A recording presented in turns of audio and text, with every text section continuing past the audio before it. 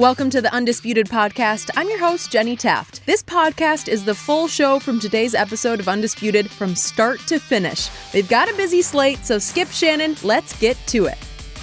Welcome to Undisputed. We are live from Los Angeles. I'm Jenny Taft here with Skip Bayless and Shannon Sharpe. Guys, good morning. Good morning, Jenny. Good morning. Well, Kawhi, tonight he starts taking over L.A. just like that New Balance commercial predicted a couple of years ago. Here he comes. It's Kawhi Town now. You know good well New Balance ain't took over nothing. They took it over.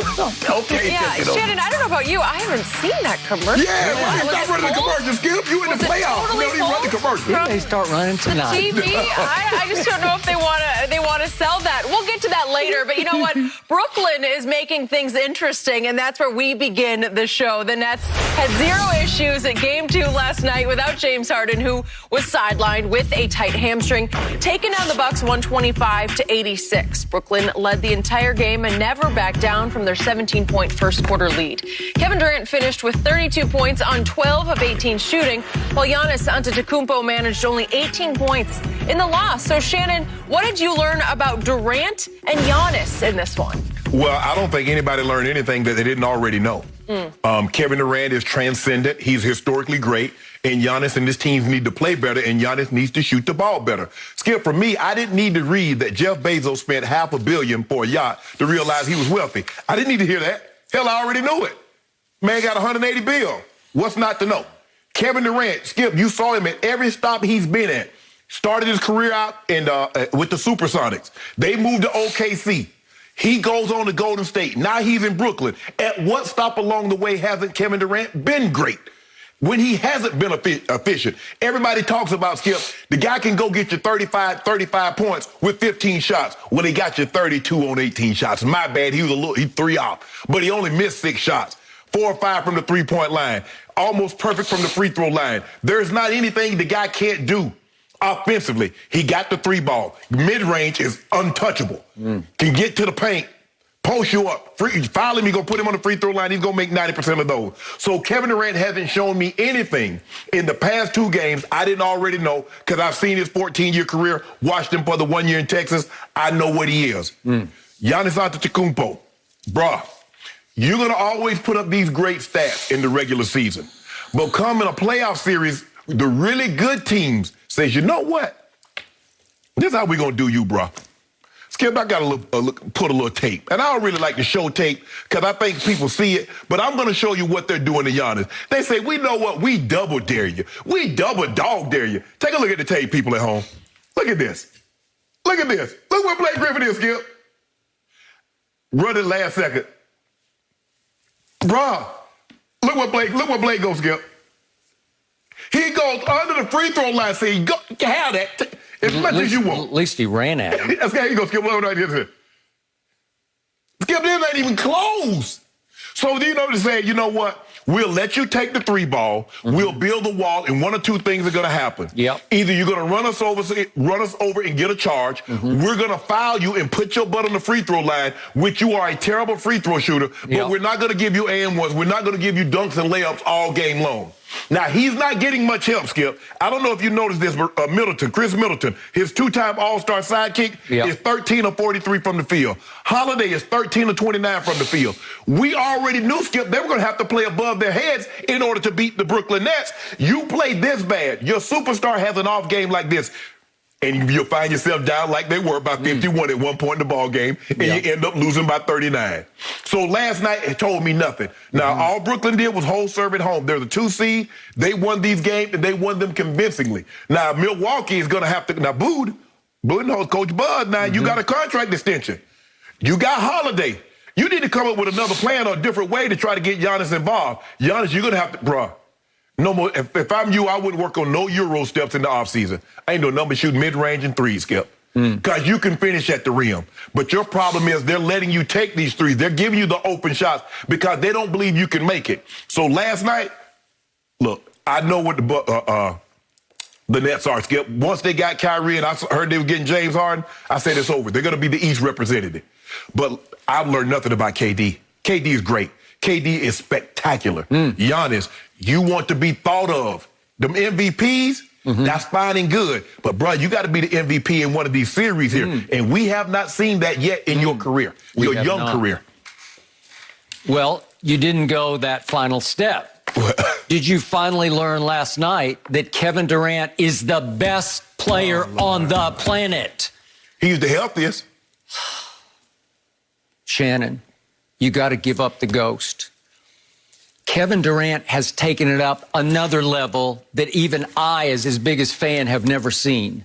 What's the gold standard for shooting? 50, 40, 90%, right? He's done that. 50% from the field. 40 from three. Free 90 from the free throw line. He did that for a whole year in 2013 ahead of his 2014 MVP season. So far, you can say small sample size, but we've seen now 7 playoff games. Kevin Durant is shooting 55% from the floor, 50% from three. He's 19 of 38. A 7-foot guy is 19 for 38. And from the free throw line, and he has led the league in free throw shooting as opposed to somebody else I know who's no longer in the playoffs. No, don't do that. Kevin Durant, through 7 games in the playoffs, is 91% from the free throw line. That's 51 of 56, as opposed to LeBron's 7 games of 60% from the free throw line. LeBron is not in the playoffs.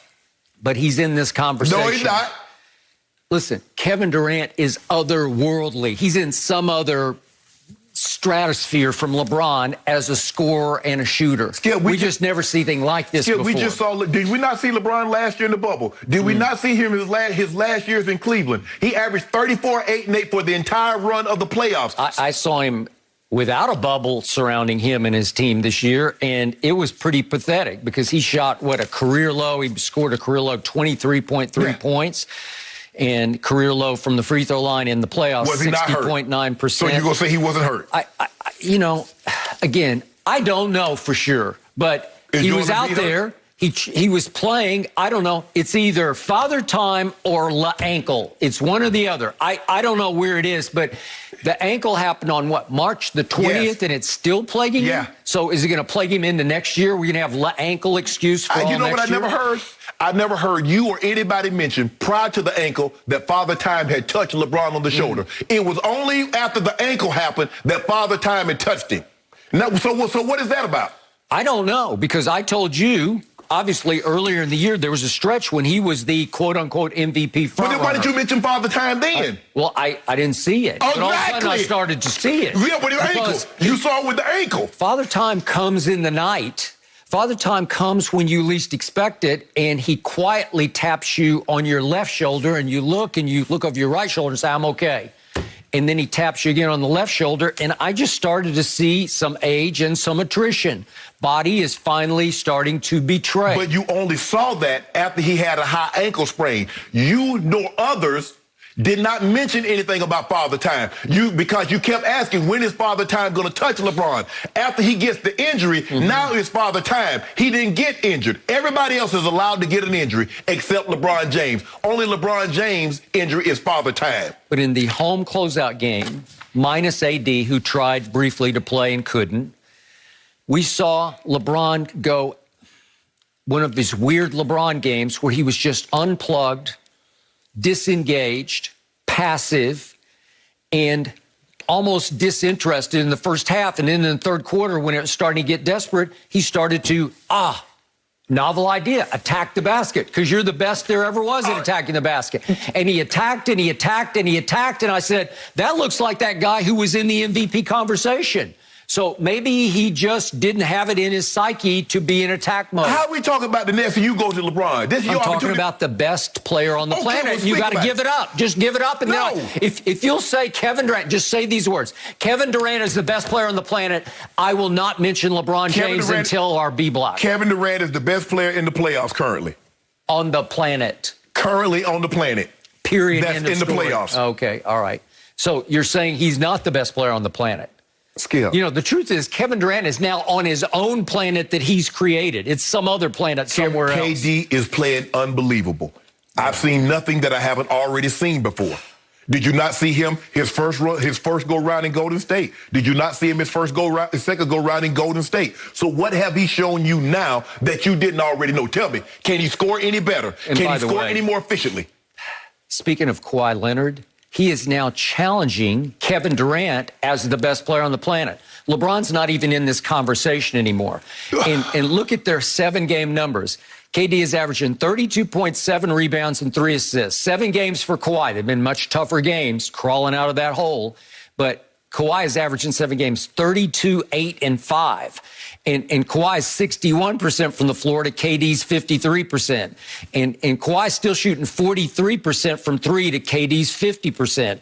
And free throw line, Kawhi is 90% to KD's 91. They're almost like in a dead heat for best player on the planet. I've seen LeBron James average 34, 8, and 8 with almost 60% shooting for the entirety of the playoffs. Not over a 7-game stretch, not over a 7-game stretch or 8-game stretch, for the entirety of the playoffs. And free throw shooting was what? He still averaged 34, 8, and 8. So even though he didn't shoot 90%, he still averaged that. So don't do that, Skip. Go ahead and make your point about Giannis and KD. I just did it. I made my point about KD.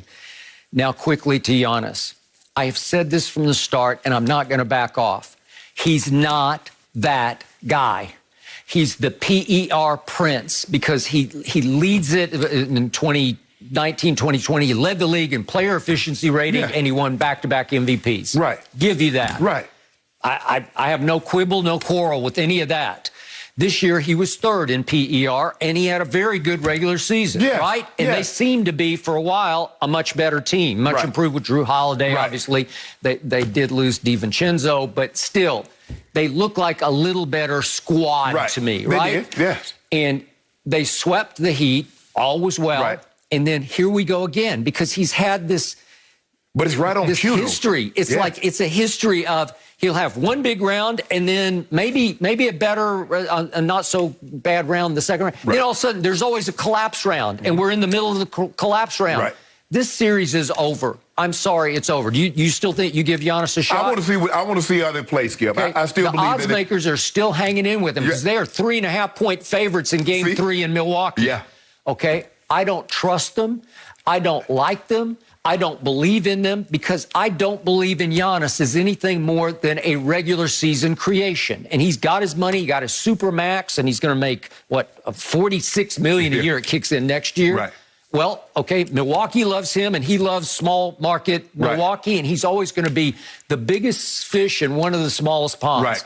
But to me, you look at what happened in 2019 when finally, they swept Detroit. They beat Boston in 5, and then came Toronto. And they win the first 2 games, and then the last 4 games, he just goes in the tank. And I don't even recognize him anymore. He shot from the floor 44% in those last 3 games, and he's a 53% from the floor career shooter, and he'd shot 58% that year. So he's just missing way too many shots. Yep. And his free throw shooting has been abysmal in big games. He is a disaster. It's abysmal in this series. He's 2 of 10. I know. That's what I'm saying. He's usually sub 50%. Right. But in the regular season, he might make 70%. Right. And you'll say, oh, there he is. Right. And to your point, you showed the 3 threes that he took and missed last night. Well, sure, they're not going to honor it. They're not going to get up into him because why? Especially in the postseason, in key games that you need to rise and shine in, he disappears. And finally, he's not a leader of that team. He's more of a solo act, and he seems like a good young man. I got no personal problem with him, but there's no charisma level to him where he leads the team. He doesn't come out and set an attack mode tone early in these games. Again, they were at Brooklyn, but he just wasn't there when they needed him. They can't trust him to be the vocal and the spiritual and the tone-setting leader for this team. And again, he's one of the all-time regular season creations because I don't think that they're going to be able to beat this team at home. I'm not going to be surprised if this is a sweep. Wow. And just remember, is there not bad blood between Giannis and the one of those big 3 who is not playing, who's sitting over there sometimes laughing on the bench, right? Yeah. Because remember what happened. Remember, Giannis started it when he's picking the All-Star team, and he going back and forth with Barkley, and he laughs and says, I want somebody who's going to pass the ball. Remember, that started it. Right. And he picked Kemba Walker over James Harden on his All-Star team, right? And then after the game, Giannis said, obviously, we went to whoever James Harden was guarding. So he blasts him on offense and defense. And finally, James fired back in an interview with ESPN and said, but hey, I wish I could just run and be 7 feet and just dunk. Like, that takes no skill at all. I had to actually learn how to play basketball. Right. Okay, well, that's a real shot. Right. Because he's saying he doesn't even know how to play basketball, and you can make that case. Right. Does he really understand how to do it the right way when it counts? How can you utilize your 7 feet length and strength when it matters most? Skip, and look, and I believe he's going to go through the same thing. Skip, I remember having a conversation with you last year when Dame signed that Supermax. I said, that's fine and good. Get your money. You're going to secure your family for a long time.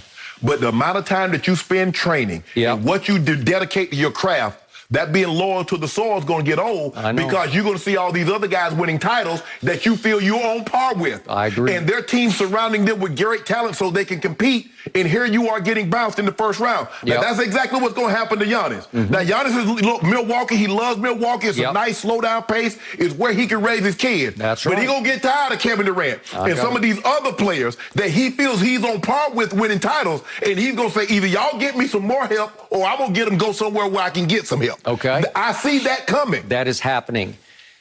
Right now, the Nets are playing with fire in their eyes because of the shots he took at James, who can't play. Right. So you're seeing KD and Kyrie take it up a level. KD going at him. Well, that's what I'm saying. You saw KD. KD hit it with a head crossover to the left, and then cross him over to the right. And then guess what? I'm going to pull up on you on this one. The next one, he did the same move like LeBron, Skip. Hands it, crossover, up, under. Now run tail that. Yep. So to conclude on Giannis, remember, even in the bubble last year, they win the first round easy over the Magic, and then they run into a suddenly red-hot Heat in round number 2. And what happened? Giannis did miss the fourth game. Right. He got hurt in the fourth game, missed the closeout game. But the point was, in those first 3 when he was healthy, look at the numbers. He was 2 of 13 from 3. He was 54% from the free throw line. He was a minus 34. He just wasn't there for his team against an upstart Heat. Skip, he's going to have to get better from shooting the ball. And Skip, all the greats have gone through it, especially if you're athletic. It's kind of like Mike. They did like, Mike, we not letting you glide over the top of us. What did Detroit say? We going to snatch your ass out the sky. They did. So you're going to either shoot that mid-range or you're not coming in here.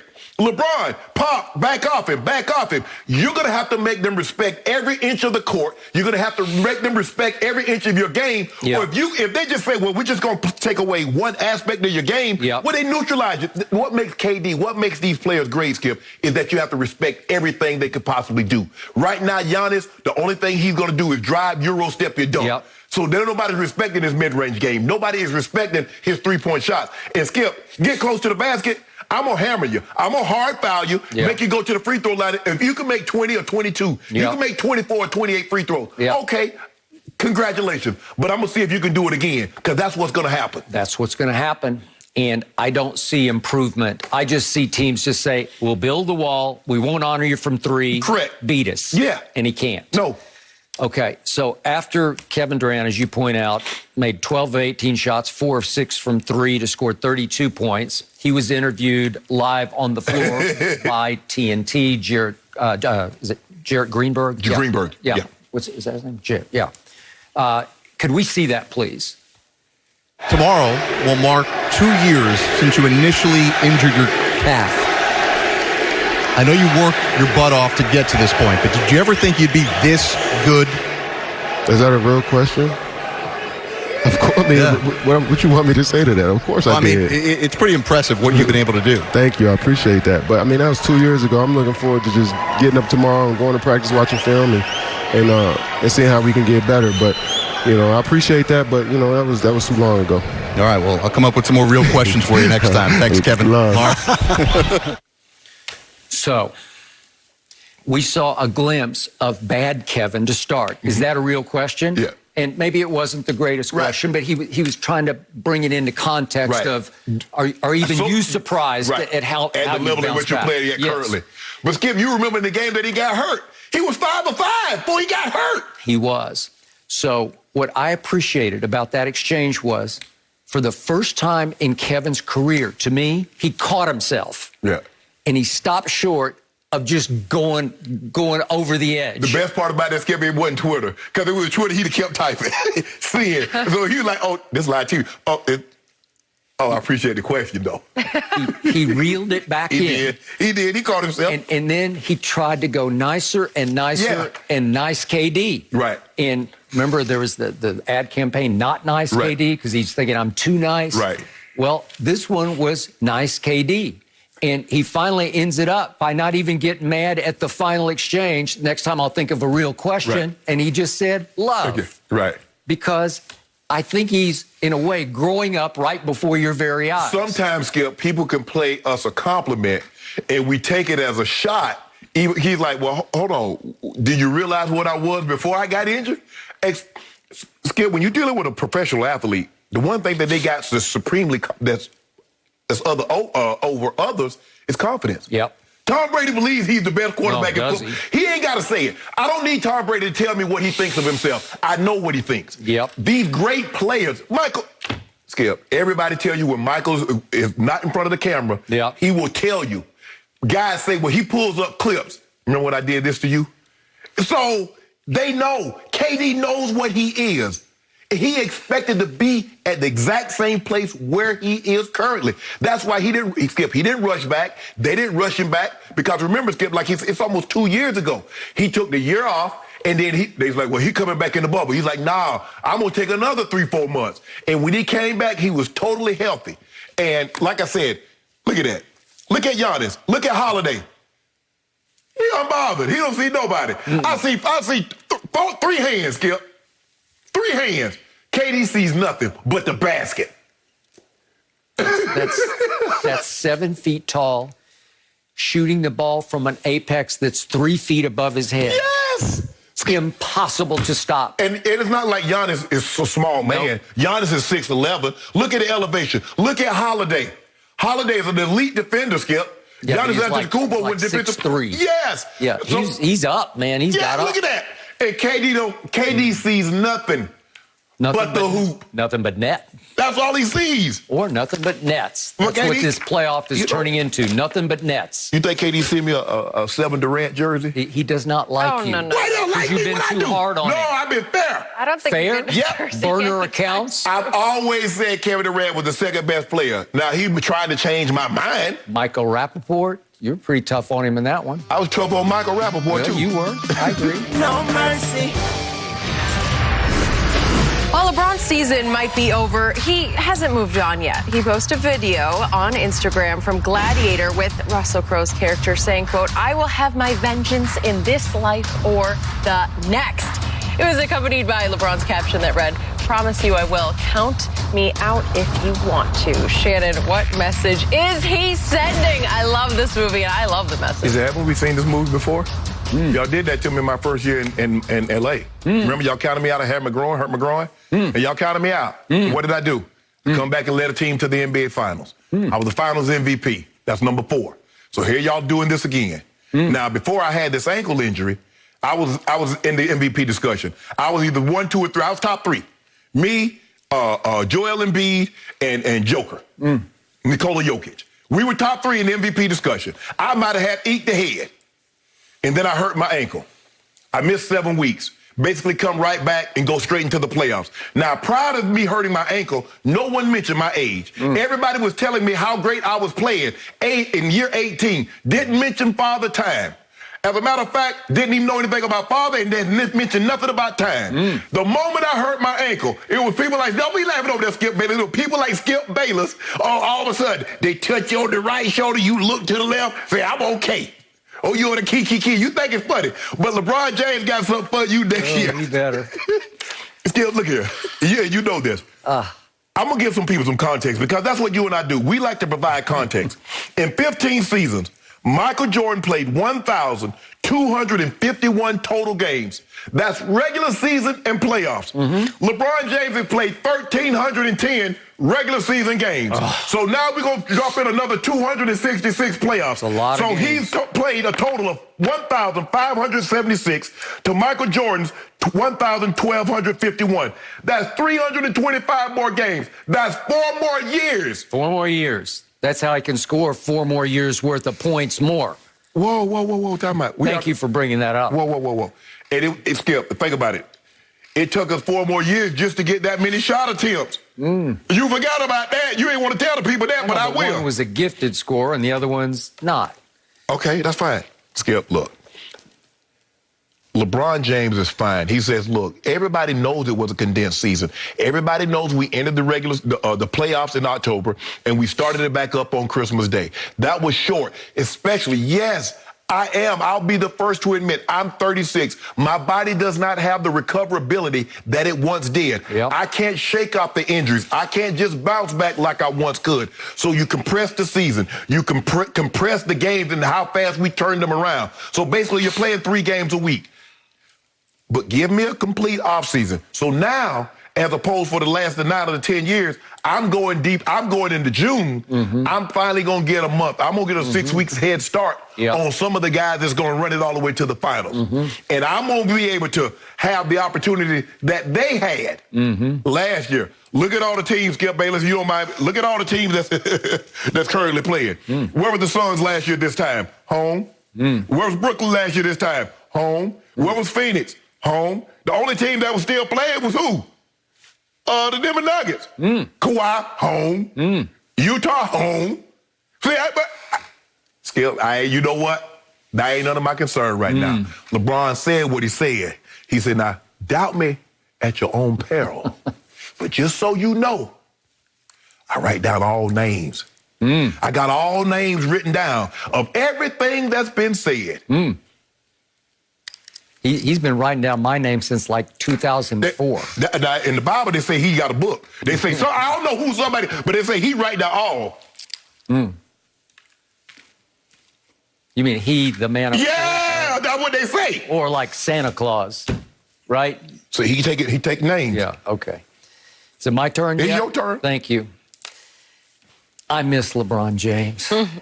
And you miss beating him up. Stop. I appreciated this little blast from the recent past because he's gone but not forgotten from the playoffs.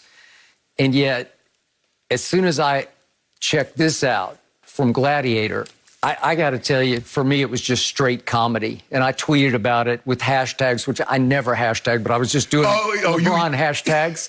And I did hashtag deposed king, hashtag Kawhi Town, hashtag phony goat, because those are my 3 favorite anti-LeBron hashtags. First of all, it ain't no Kawhi Town, and you know it. We're going to talk about that in just a second. But the point is, LeBron just can't stand being out of the spotlight. And I hate it that he's out of the spotlight, but he brought it on himself because he had a pretty pathetic 6 games against Phoenix by his standards when he had the greatest opportunity of his career to rise and shine without Anthony Davis.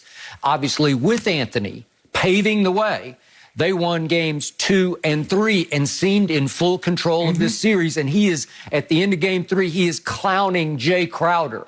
And Drummond's on the bench clowning with him, leaning in, spinning, wheeling. Yeah, that Joe Cragger up and under, right? Yeah. And that seemed to be LeBron is back, crowning moment. You know, the king is back. And then what happened? AD pulls his groin. Yeah. And then what happened? LeBron couldn't answer the call at the end of year 18, and I don't know why. I don't know how hurt a man is. I've told you, it's the biggest aggravation and torment of my career is that I can't know how hurt a man is. Maybe he's not hurt at all. Maybe it's an excuse, or maybe he's so hurt that it's miraculous that he's even out there on that quote-unquote Well, Christian McCaffrey had the same injury. Okay, how many more do you games? know it's the same injury? It's I don't know. Sprain. I don't know. Michael Thomas. But you'd need a surgeon to go in there and evaluate and say, this is this and this is this. It could be an apple and an orange, or it could be 2 apples. I don't know for sure. But it was March 20th. It was a long time. And I thought he'd be, remember, he didn't even leave the basketball game. He kept going. He went down and made a corner 3 and trotted up the floor before he said, no, I don't think I can go. And then I watched him walk to the locker room with no assistance on that same ankle that cost, how many weeks was he gone? 7. It seemed interminable. And then you said, oh, he's going to be okay, and then now he's not okay. So is it a valid excuse or not? I don't know. But the point was, by his standards, He was pathetic in those 7 games because if we look at his fourth quarter numbers in those, 6 games against Phoenix, look at his fourth quarter shooting. He shot 36.7% from the floor. Is that good? Because he's a 50% career from the field goal shooter, right? From 3, he shot 16.7% in the 6 fourth quarters of that series. That's 2 of 12 from 3. And from the free throw line, he was 6 of 12 for 50%. And remember, game 1 was the crucial game because Chris Paul went down and completely out of that game, as you remember. And they've got AD and they've got LeBron, and I'm thinking, just do it. And in the fourth quarter of game 1 at Phoenix, LeBron goes 1 of 4 from the field, 0 of 3 from 3, and 1 of 4 from the free throw line. It just wasn't good enough, and they just sputter out of that game 99-90. So let me ask you a question. Even though with that being said, LeBron did not play well in the first game, he didn't play well in that series. Is Phoenix any good? Sure. But LeBron's, according to you, the best player on the planet and the GOAT. But you told me teams beat great players. That's why Michael Jordan couldn't beat the big 3 Celtics. I know, but when they don't have their MVP candidate, but he's not their best player. Devin Booker's their best player. Well, you know that, I know that. Now, last night, and we're about to talk about this, Chris was their best player. Yeah, they didn't. There were a lot of best players last night. It was a cavalcade. But here's the thing, Skip. This is what the Lakers lead, shooting. Because everybody, Dennis Schroeder was 8 of 26 from 3. Wesley Matthews was 7 of 25. Kyle Kuzma was 4 of 23. KCP 4 of 19. Alex Caruso 5 of 17. Everybody, with the exception of Gold James, 3-point percentage decreased in the playoffs as compared to the regular season. Yep. Guess whose 3-point percentage did not decrease in the playoffs, Skip Bayless? Do you care to tell me who? Well, I give you one guess. Except in the fourth quarter. I give you one guess. Who 3-point percentage did not decrease from the regular season to the postseason? LeBron in 6 fourth quarters was 2 of 12 from 3. So do the first 3 quarters don't matter? Well, he couldn't bring it home. Couldn't bring it home in game 6. Skip. At home. Skip. These teams, once you get to this level, these teams, so let me ask you a question. So if we take away, whomever has one, so if we take away Joel Embiid, are they going to beat the Hawks? No. So if we take away any one great player off any team right now, so if we take Kawhi away from the Clippers, you like the Clippers to beat Utah?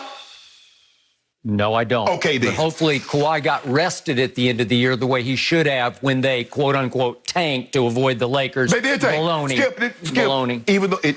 Even though that happened. You know it happened, and I know it happened. But that's okay. Back to the Post. For those who don't know Gladiator, it was a movie came out in, I think, 2000, and Russell Crowe played Maximus, and in the death match in the end is against him and Joaquin Phoenix, who was Commodus, and Commodus sabotages him because he stabs him in the side before the death match, and Russell has to go out and fight wounded, right?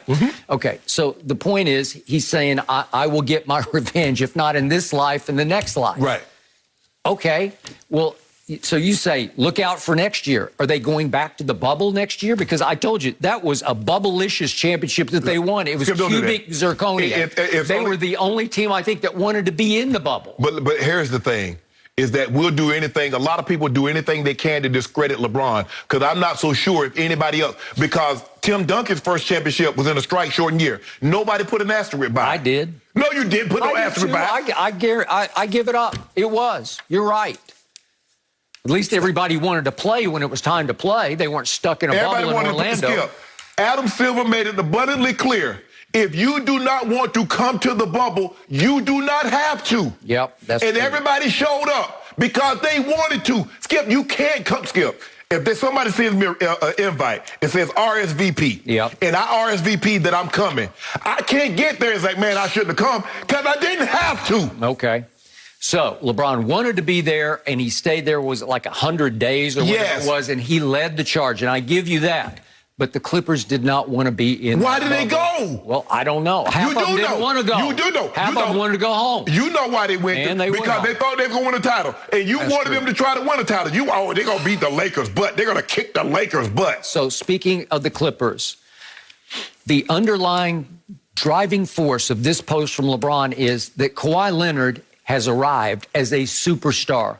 What he just pulled off was the greatest comeback in the history of playoff basketball. Not even close. Again, losing the first two games at home and falling behind 30-11 at Dallas on a Friday night before a packed house. To come back from that is impossibly great. Is it greater than what LeBron did? Yes. Against the Celtics, losing the first two games? Yes, it is. And winning Game 7 on the road? I don't think so. I think so, because I disagree. They lost, again, at home. They lost the first two games.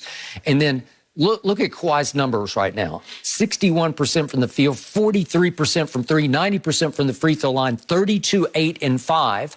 And all of a sudden, he is starting to back up that commercial that you have ridiculed that aired on opening night, was it 2 seasons ago? But hold on. Why didn't you say he was backing it up last year against the Nuggets? Well, it took a while. They did not want to be in the bubble against the Nuggets. Goodness, Skip. Well, Skip, don't do that. And that team had dissension featuring Montrezl Harrell, who is now your problem. I noticed anytime a team isn't playing well, there's dissension. Every time they're playing great, it's harmony. Okay. No, I'm not going to let you do that. So could we just remind everybody just how great that commercial was and how he is starting to back it up? If we could see it here. Thank you.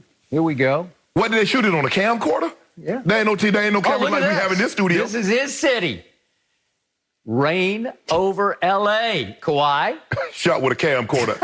I can shoot a better commercial than that. Kawhi, watch this. This is his ride, and guess what's dangling from the... it's a crown is dangling from his keychain. Love it. In for New Balance. Who is he, Robert Parrish? Robert Parrish wrote New Balance. Oh, it's Kawhi Town. Did you see the exit? It's Kawhi Town. What were those billboards? You remember they took down all those billboards? They had a billboard all through El Segundo. You remember that, Skip? This is his city. Reign over L.A. I love it. He is finally backing it up, and LeBron knows it, and that was the subliminal driving force for this post, Skip. Is to remind everybody, I'm still here. Kawhi, Skip, on his best. Kawhi is arriving. Everybody, Skip, you can't make people forget what LeBron did when he was in Miami, what he did when he was in Cleveland, the numbers that he put up. You can't do that. So Kawhi did this for a series. LeBron did it for the entirety of a playoff.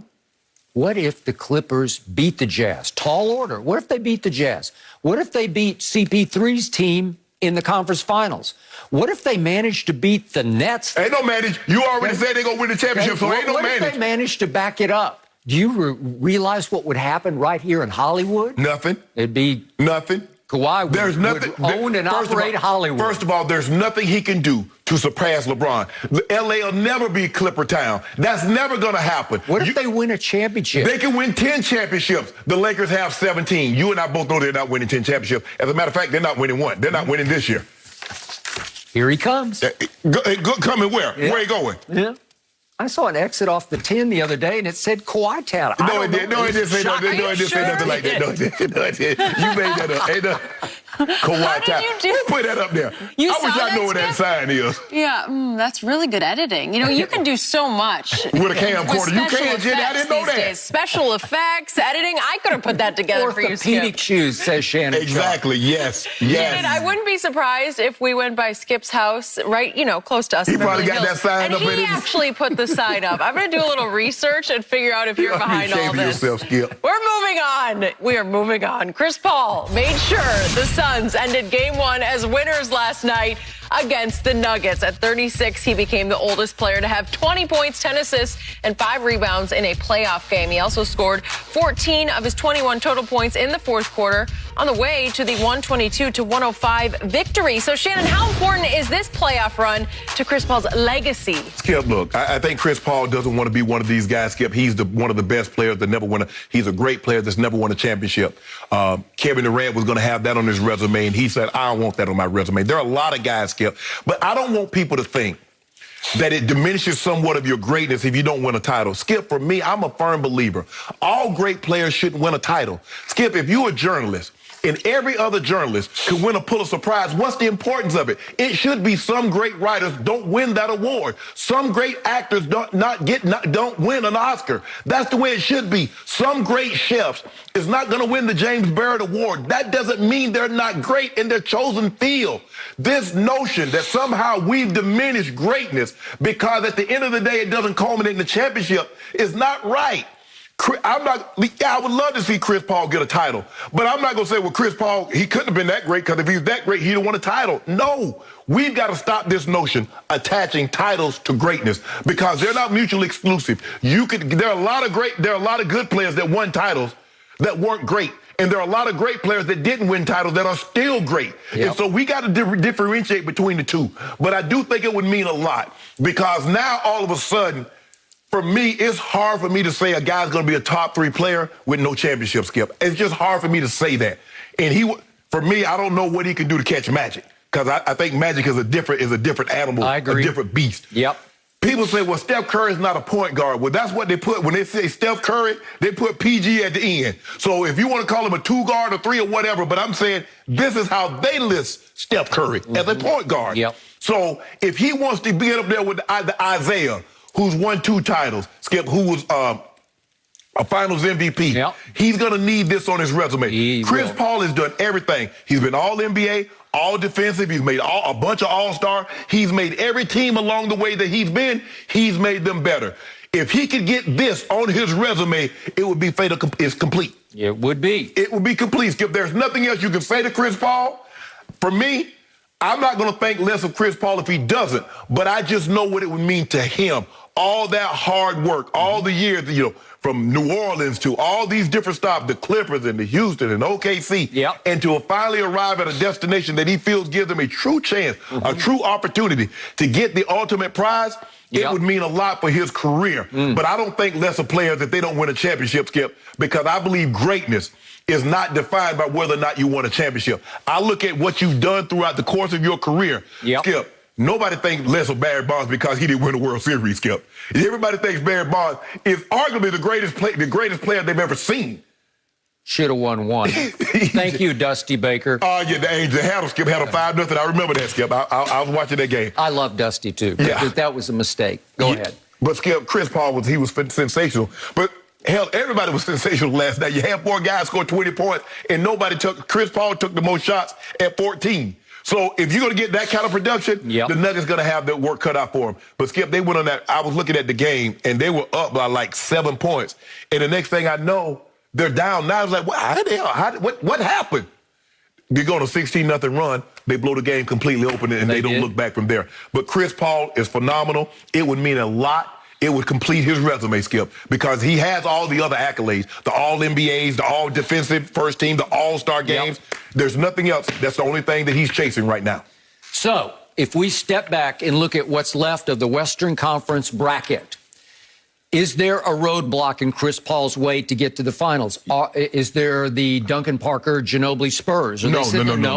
Is there a Golden State dynasty in the way? No. There's not a Shaq and Kobe. Is there a LeBron and AD in the way? No. A healthy LeBron, healthy AD? Nope. And nope.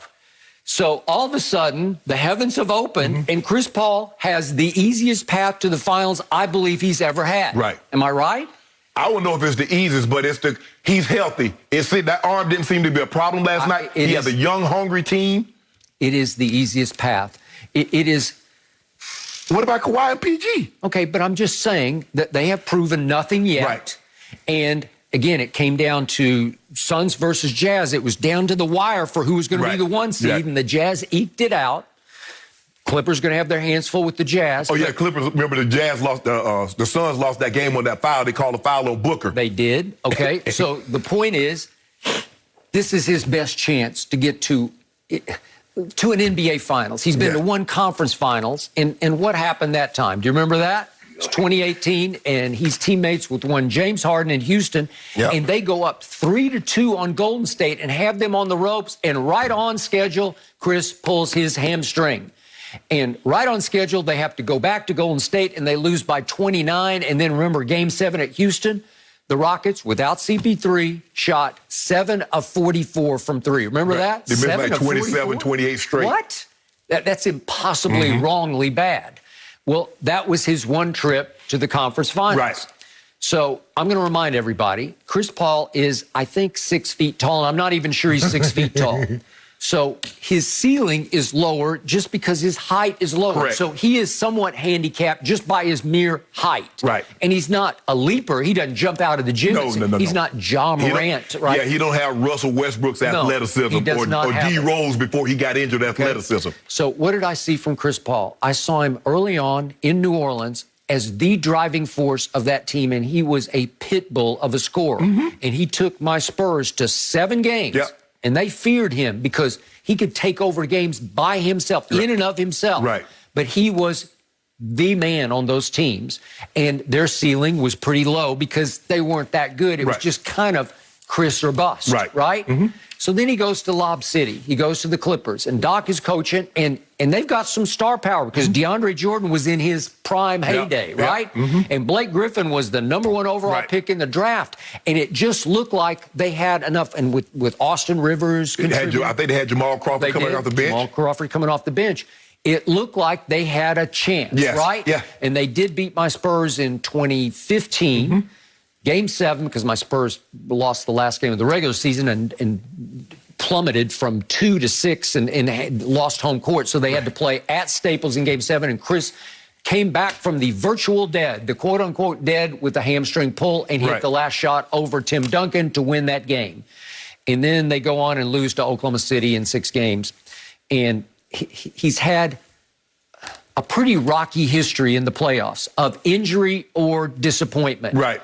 Because at one point in 2015, they had Houston. Remember, they had them on the road. They had them down 3-1. Yes. And they blew it. And Chris's numbers, I looked hard at them this morning in 5, 6, and 7. They're pretty good, but something was missing. Yeah. What was missing? Chris can be hard to get along with. So he and Blake do not invite him. Right. They were clashing constantly. And nobody seems to know why. No. Everybody can see, talk to Jamal Crawford. Okay. Even Doc says it's something that we should have talked about, but it was an elephant in the room. So but somehow, nobody ever addressed it. Intangibly, that team was deeply flawed because it couldn't get home up 3 games to 1, right? Right. And then he goes to Houston, and right away, predictably, he and James start to clash. Right. So they got as far as they could go, and then Chris pulls his hamstring. Right. And they're up 3 games to 1, right? So this is huge for him because he's got a squad here. Yeah. To your point, he took over in the fourth quarter because he goes 6 for 6 in the fourth quarter. They were up 5 going to the fourth, and then he just took it over and they blew him out, won by 17. But to your point about the numbers, look at the numbers in this game. I lost my box. All 5 starters. Look, you got 4 of the 5 starters in the 20s. Yep. How often do you see that? It's unbelievable. It's unbelievable. And Jay Crowder had 14, and then Cameron Payne didn't shoot very much, but he had 7 off the bench. And then Torrey Craig chipped in with 9 off the bench, and it was a tour de force. This is the Suns at their best. Right. Because they've got some star power. They have stars arriving in Devin Booker and DeAndre Ayton, obviously. And Bridges is starting to, like, Chris was just raving about Bridges because he says he is money from 3. Yep, 4 of 8. Yep, 4 of 8 from 3.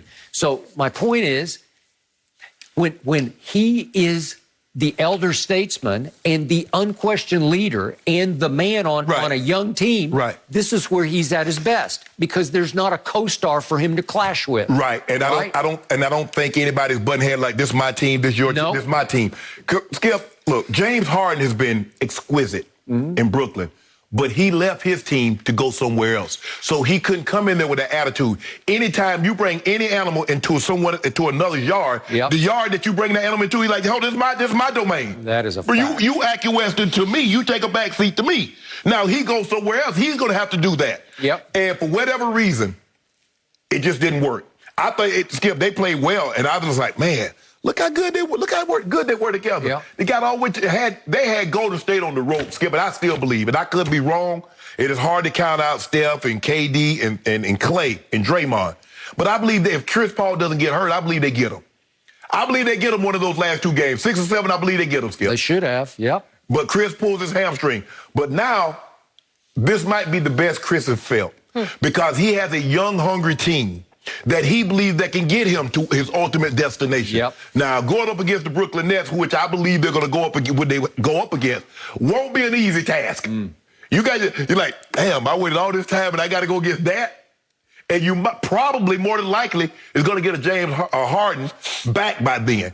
I don't know if he's going to play. I don't know if he'll play the rest of this series. He probably won't even play the next series. Probably just try and save him. But this is a great opportunity for CP3, Skip. Oh, I don't know if he'll ever have a better opportunity. I don't either, because he's not getting any younger. No one's ever done at age 36 put up those kind of numbers in a playoff game like he did last night. So way to go. Congratulations.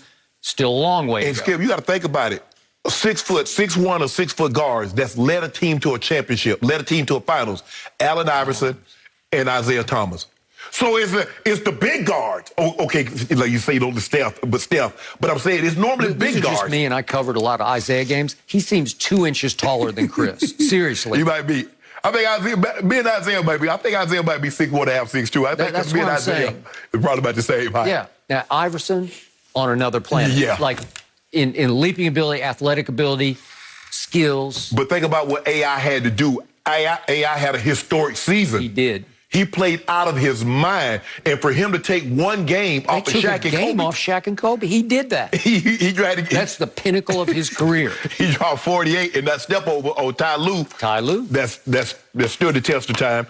But well, unfortunately, Ty Lue is about to step over the West. You think so? Yep. Oh. So I'm going to render everything we just said obsolete because the Clippers are going to win the West. Hold on, talk about that's what you think. I didn't say nothing about that. No mercy. Well, Kawhi and the Clippers were able to claw their way back and grind out a 7-game series win over the Mavericks, and now they get to the Jazz. Utah is the top seed out in the West and is favored to win Game 1 as well as the series, according to Fox Bet Sportsbook. So, Shannon, who wins and in how many games? Tell me.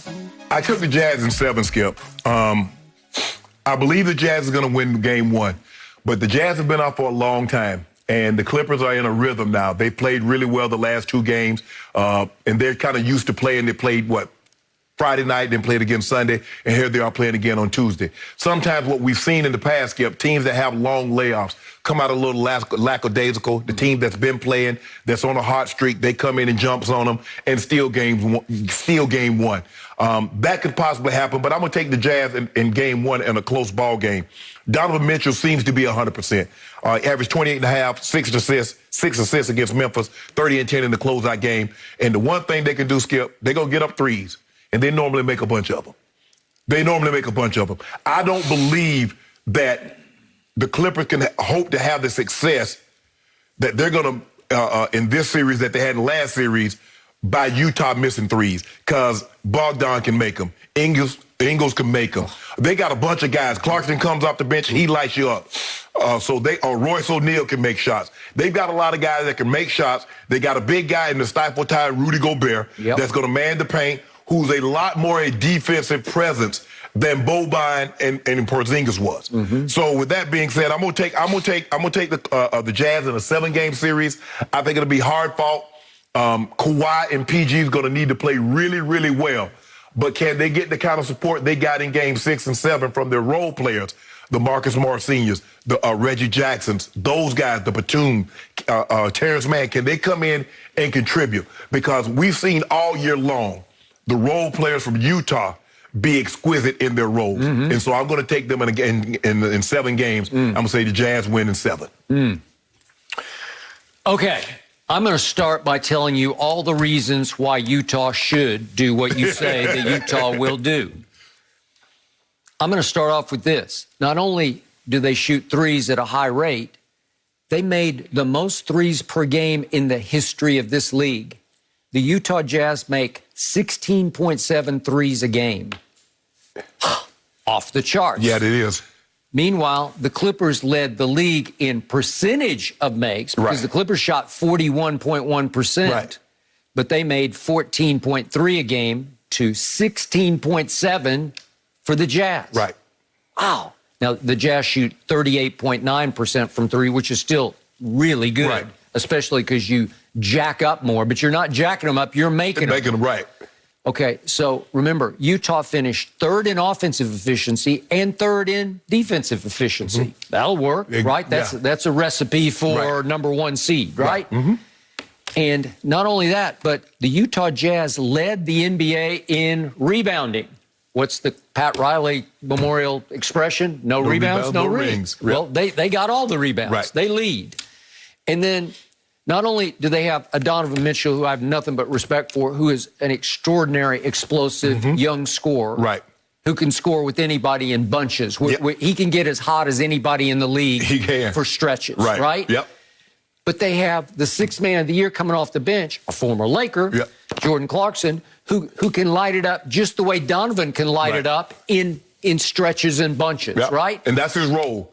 He come in and get as many shots. Skip, remember he took 38 shots a couple, like 2 games, like last week of the season. He got 42. But when do you ever see a bench player come in and get 38 shots up? Greenest light of any bench player this side of Vinny the Microwave Johnson, right? Coming off the bench for the bad boy Pistons. And then you mentioned him. Bogdanovich is as cold-blooded a three-point shooter as you will ever see. He will shoot you in the heart if given the opportunities. Don't sleep on Ingles. And Ingles, who was the runner-up sixth man of the year, right? Okay. And we didn't mention the defensive player of the year in Stifle Tower, who can still get you 14 points a game, and he's going to block 4 or 5 shots a game. It's just what he does. Okay, that's all a recipe for this is going to be hard. So why are the Clippers, my Clippers, a 4.5-point underdog tonight at Utah in Game 1? It's because of everything I just said. The odds makers are saying, no, this team is a little better than that team.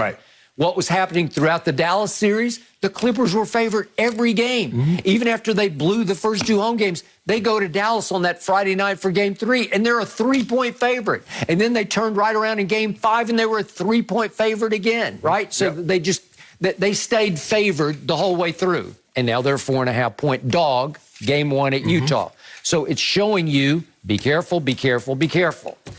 And I am careful, but I also know I got one thing they don't have. I got Kawhi Leonard, and he's going to be the best player on the floor. It's hard for me to believe he'll be that tonight because I think this team is going to be running or maybe trotting on fumes tonight. Listen, Kawhi took it up to Jordan-esque levels in games 6 and 7. He was special. He was special. You know and I know he invented load management with a little help from Greg Popovich. So it's not that he's going to miss the game tonight. I just don't know if he's got it in him to sustain that level of commitment on offense and defense that we saw against Luka. Well, I think the thing is, Skip, if I'm them, I might start Paul George on Donovan Mitchell because he's not as big as Luka. So that poses a whole different type of problem. Paul George has a decided height advantage, weight advantage over Donovan Mitchell. So I'm going to save some of that. But I think the thing is, the difference is, although I don't believe Donovan Mitchell is the equivalent player of Luka, I believe Donovan Mitchell, other players, the Bogdanovich, the Ingles, the Rudy Gobert's, his supporting cast is better than Luka's. And so I believe that is the advantage that the Utah Jazz have over the Clippers. So I'm going to once again hang my hat on what Jeff Van Gundy said several times during the Clippers-Dallas series, and that is the most talented team in the West is the Los Angeles Clippers. Top to bottom, most talented. They're the deepest, and I believe they should win this series just on pure talent and depth and coaching. Ty Lue is special, man. Oh, he can coach. I like Ty Lue. And again, we talked about it yesterday. He was the architect from you guys coming from 3-1 down, and from these guys coming from 0-2 down and 30-11 down in this series against Dallas. I think the thing is, Skip, Quinn Snyder learned after that first game in which Ja Morant got 47. They didn't have Donovan. They didn't have Donovan. But Skip, what he said, you know what? I'm not finna let this guy beat me. I'm finna blitz him. I'm finna trap him. I'm finna get the ball out of his hands. I'm gonna make somebody else beat me. So if Paul George, you go get 45.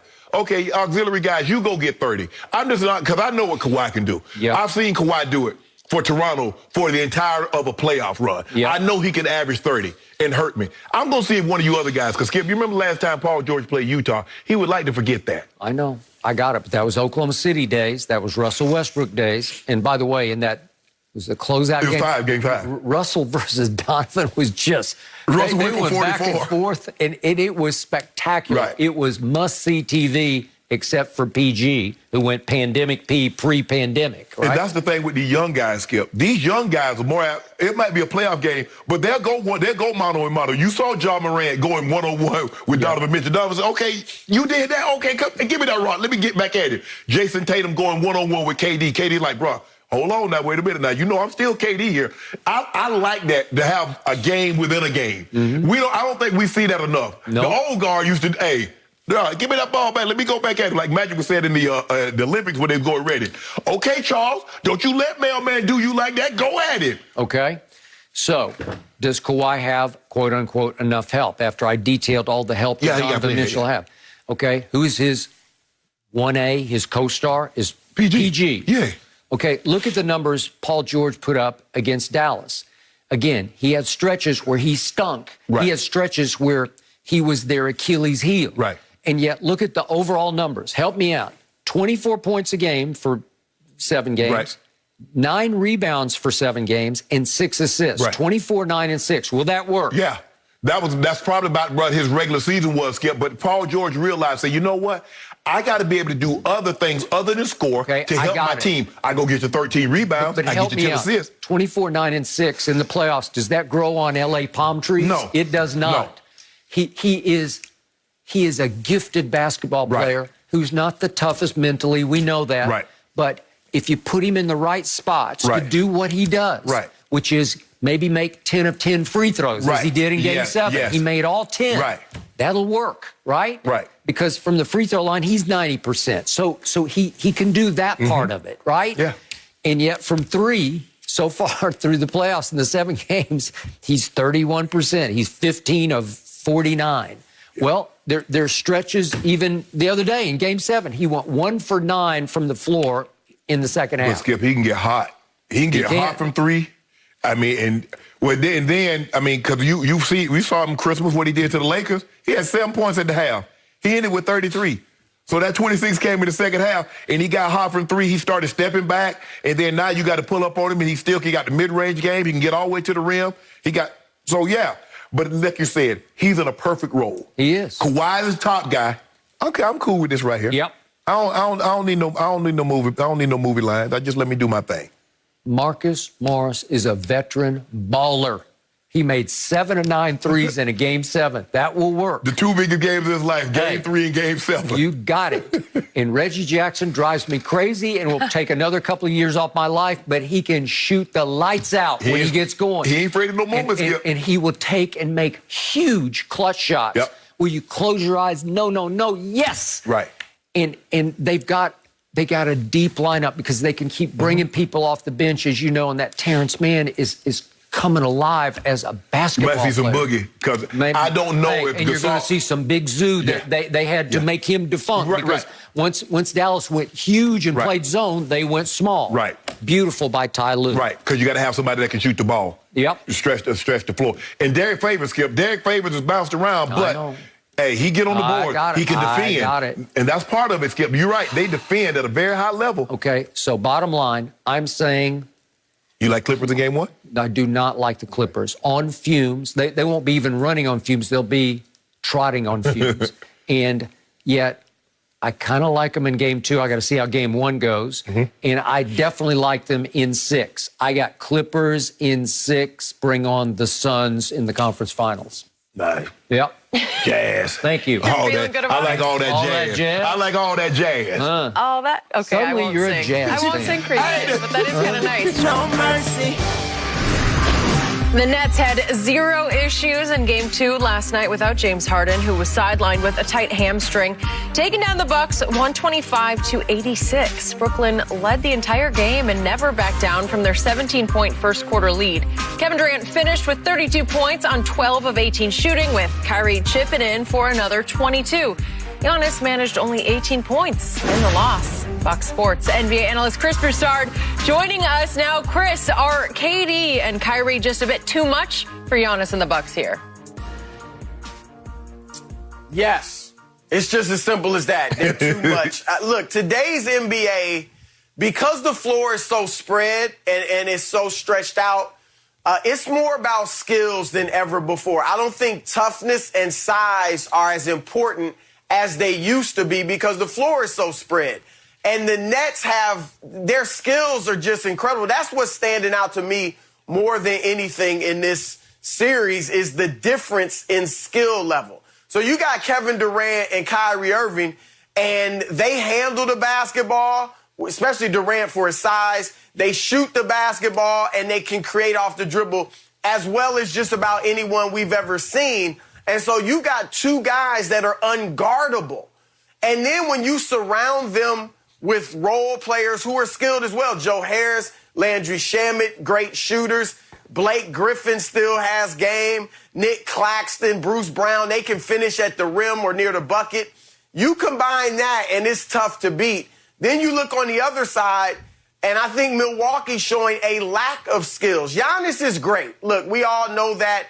He is an awesome player, but he can't shoot. It's a shooter's league now. He can't shoot from 3. He can't shoot from 18 feet. He's 2 for 10 from the foul line. He can't shoot free throws. Milwaukee doesn't have one guy that you can give it to and say, go get it. Go get it. Not consistently. The Nets have 2 when James Harden's not there. They still got 2. Milwaukee doesn't have one because Giannis can do it if he can get all the way to the rim. But if you back off of him and make him shoot or build a wall, it's going to be tough for him. Chris Middleton and Drew Holiday are nice players, but they're on-again, off-again all-stars. They're not a big 3, and they're not even a big 2, one of them with Giannis. Big 2s or big 3s are when you've got 2 guys going to the Hall of Fame. Chris Middleton or Drew Holiday, neither of them's going to the Hall of Fame. I just don't think Milwaukee's got enough, and the Nets have too much. Look, I'm surprised it's been this easy without Harden. I think the Bucks they may get a game or 2. I picked the Brooklyn in 6, but it also could be a sweep if KD and they've got a good attitude because they're not getting too high. You see their comments, and they're taking Milwaukee seriously, which is good for Brooklyn. I'm surprised. I don't care how great the other team is. In the playoffs, you should never be down by 51 points. They were down by 51 points at one point in this ball game. And as you mentioned, the skill, every time KD gets the ball, every time Kyrie has the ball, it's a ooh and ah moment. Even because Kyrie is coming down on a fast break, and he drops it behind his back, and he pulls up from 26. KD, heavy cross to the left, heavy cross to the right, pulls up on Giannis. Giannis fouls him. It's like Giannis say, okay, I'm going to back off you a little bit. Heavy again. Heavy one more time. Back at you. Up and under. I mean, what are you going to do? Kyrie dancing on everybody. As you mentioned, Chris, because the space is so open and toughness, because, first of all, they don't let you play that way anymore. The days of the Knicks and the Heat beating you up, Skip, and you can drag people out the sky like the Celtics was doing to the Lakers and vice versa. You're going to miss like 10 games you pull somebody out the sky like that. So, as you mentioned, skill set. You're talking about 2 of the top 5 as far as skills. Being able to shoot from distance and from mid-range, get to the rim, free throws. You talk about 2 of the top 5 guys in the NBA, and they're on one team. And the third guy that might be in that top 5, he on the bench with a hamstring injury. And he's laughing. He's laughing at y'all. He's like, yeah, dunk now. Won't you dunk from half court? Dunk from the three-point line. Euro step that. Because you see, I got skill. I would figure a way out to be able to score the ball and help my team. If you can't dunk, you can't do anything. I'm surprised, not that the Brooklyn Nets won the first 2 games. I'm surprised how easy they made it look. By 51, how the hell you get down? That should be like maybe they get Charlotte down like that. But you can't get us a 2-time MVP. Down by 51. But I'm disappointed in Chris Middleton. 13 of 43, Chris. Holiday, 13 of 29. Giannis played unbelievable the first game. He got 0 help. And Giannis said, well, y'all ain't helping me. I'm not going to help y'all, so I'm going to play just as bad as y'all in game 2. And you see what happened. They lose by 39. That's unacceptable. But you know what's going to happen, Chris? Giannis going to get tired of this. He's going to get tired of seeing all these other guys win the titles, and he's going to bounce on Milwaukee, and he's going to go join up. The same thing. I love Dame, but I said this. I said Dame spends too much time in the gym working on his craft to just be okay in Portland, loyal to the soil, and not winning titles. They're going to bounce. You watch. Okay, back to my friend Chris Broussard. Chris, I believe that you delivered a very insightful, on-target assessment of this series as we open this segment. And I agree with every word you spoke about the Bucks. And I believe the Bucks are about to stop back on their home court because I think they're going to get swept. You could be right. They might win a game. I think it's going to be a sweep. 2 cases for game 3, Bucks. Game 3? Yeah, they're going to get game 3. Really? 2 cases. Well, you're going to give me the points? No, they're 3.5. No. Well, they're 3.5-point favorites. Skip, you got KD and Kyrie. We'll talk about that later. Back to Chris Broussard. Chris, would you now please then direct your talents and your acumen to explaining to this man across from me that Kevin Durant is now the best player on the planet, not the guy, that guy who's not in the playoffs anymore, who's sitting home posting about Gladiator on his IG? Hey, look, it's up. I always say you become the mythical best player in the world in the postseason. Yep. It's up for grabs. Right now, you'd say KD is a front runner. I got to be honest, entering the playoffs, guys, I don't know where you were, but I thought Harden had a chance to grab that too. Okay. I thought it was Harden or KD. I think now you would throw Kawhi in there, right? Yep. Let's see what the Clippers do. Yeah. But I mean, right now, I do think because of the skill level, I mean, Durant's unstoppable. And we saw LeBron, he's still a top 5 player and all that, but I can't call him the best in the world right now, no. Thank you. Because just to remind everyone, through the first 7 games of the playoffs, Kevin Durant is shooting 55% from the floor, 50% from 3, that's 19 of 38, and 91% from the free throw line, that's 51 of 56. That pretty much closes the case that right here, right now, Mr. Sharpe, your man is not the best player. My guy's injured. My guy's out of the playoffs, so this is KD's moment. And KD is doing well in the moment. So, Chris, here's the other thing that's happening that is really a disadvantage for the soon-to-be home team Bucks. I may take this bet. I'm thinking about it. Remember about the back and forth between James Harden, now sitting on the bench laughing, and Giannis. And Giannis started it when, as he was picking his all-star team, he flat out said, I want somebody who's going to pass the ball. He was goaded to that. Because they asked him why he didn't take James Harden. He took Kimba over James Harden, and James is never going to forget that. No. Nor will KD, nor will Kyrie. No. And then it escalated because after the All-Star game, Giannis says, offensively, we went to whoever James Harden was guarding. So he took a shot at him offensively and no defensively, obviously. And in an all-star game. This is not a playoff. This is an all-star game. Ain't nobody play defense. You know and I know he took that personally because he then fired back via ESPN at Giannis by saying, I wish I could just run and be 7 feet tall and just dunk. Like, that takes a lot of skill. And then he laughed and he said, I had to actually learn how to play basketball and how to have skill. Well, that's a shot that landed right on the kisser of one Giannis because that is a fact. Right. Does he know yet how to play basketball when it's time to play basketball? But, Chris, you see how they're playing him. Blake Griffin is under the free throw line when he's shooting threes. So they like, we'll give you all the threes you want. He can't shoot the 3. He got no mid-range game. He's a terrible free throw shooter. So basically, he Euro steps or he dunks. Lays it up or he dunks. And in the regular season, that's fine and good. But come playoff time, when all they got to do, they don't have to worry about, okay, we got the Bucks today, we got Orlando tomorrow, we got the Heat in 2 days. No. They got a 7-game plan, if it goes that far, how to deal with Giannis Antetokounmpo. How do we neutralize him? Well, keep him out the lane. If he gets to the lane, hard foul him. Make him go to the free throw line and go 20 or 20. Make him go 22 or 25. They don't believe he can do that. And they definitely don't believe he can shoot the 3. And they definitely don't believe he can shoot the mid-range game. So they're just trying to keep him out the paint. And he hasn't figured that out. He should do no layups, no Euro steps in the offseason. Nothing but threes, nothing but mid-range. I agree totally. And I've told you guys before, a formerly great player who still works in the league has told me he thinks Giannis is a number 2 because you can't just give him the ball and say, go get it.